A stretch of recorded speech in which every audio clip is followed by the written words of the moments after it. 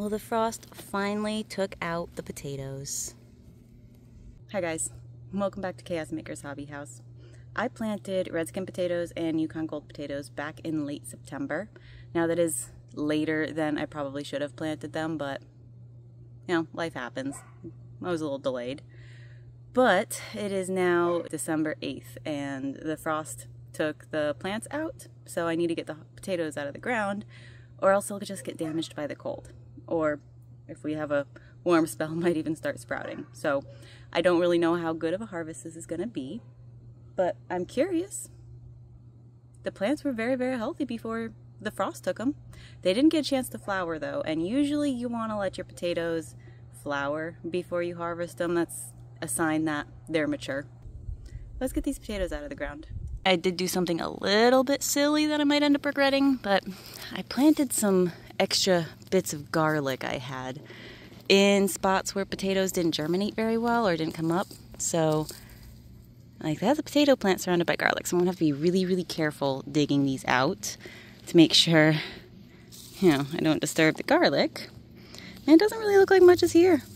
There's actually a few good plants, but for some reason that section didn't germinate or didn't come up, and that was mostly Yukon Gold. So it looks like we got decent sproutage with the Redskin potatoes and only a couple with the Yukon Gold. But let me get this mulch brushed back and get started. And I'm pulling the mulch back and I see a little bit of color over there. That's a good sign. Fingers crossed. All right, mulch has been removed and I'm seeing some potential with the Redskin potatoes. Maybe a couple Yukon Gold, looking tiny. One thing I did notice though, is you see this Yukon Gold, half of it is nice and gold, while the other part is green. That is because this part actually ended up growing above the surface of the soil, was not covered by soil or mulch, and was exposed to sunlight. Now, what I've always been told is don't eat green potatoes. I am not 100% sure on the science backing it. I believe it has something to do with the solanase that is naturally found in nightshades, like peppers, tomatoes, potatoes. And with green potatoes that have been exposed to the sun, it's a higher level of solanase. Again, I'd have to look into it more, but all I know is don't eat green potatoes. So you can either cut out the green part and be thorough about it, or discard it, unfortunately. So when you are growing potatoes, make sure all the roots are really well covered. A lot of varieties that are indeterminate will continue to grow potatoes kind of up the stem of the plant, and you'll have to go in and put some mulch or additional soil around the plants periodically as they're growing to make sure that those roots stay covered. But yeah, if you do decide to grow potatoes, just stay away from the green ones, or at least look into the reasoning as to why you should and make your decision based on your own research. I only know what I've been told, and I feel like that's something that it's easy enough to just avoid and not worth the risk if there is a risk. So, well, now that I got all the mulch pulled away, let's start digging.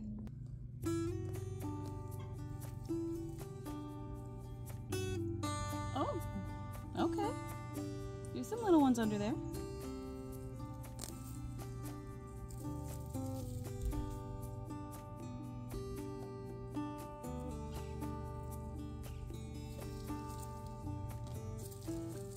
I want to show you something real quick. Not sure if you can see it. May you see that hole right through the soil? The same problem I had with my sweet potatoes. It's a mole hole. They don't necessarily eat the roots, but they tunnel around them and disturb them. So, yeah. If you didn't watch my sweet potato video, I'm going to be putting hardware cloth, digging out every single bed of all the soil and putting mesh wire hardware cloth underneath it and then refilling it. So the moles can't tunnel up from underneath.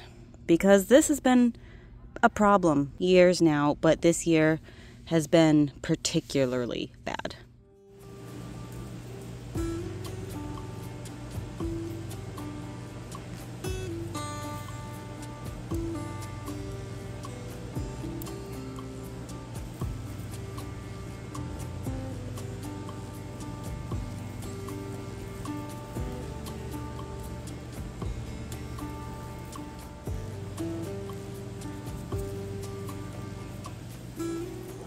And that was one of the slips, or one of the pieces of potato I planted to grow. I'm actually just gonna pop that back in the soil.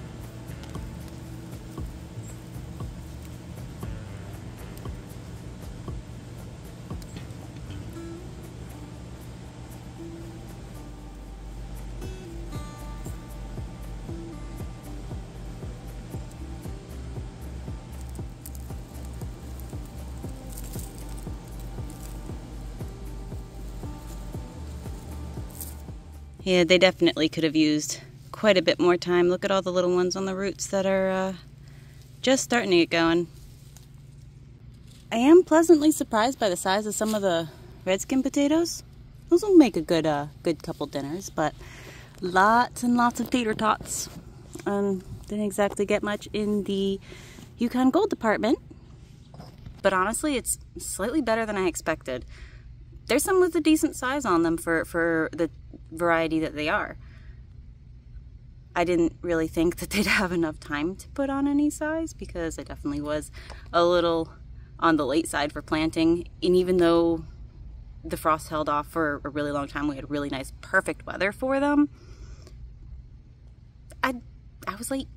It's one thing, I'm terrible at timing out my potatoes. Something always comes up and I end up getting them in the ground late, whether it's the spring or fall potatoes. So I'm just happy with what I got.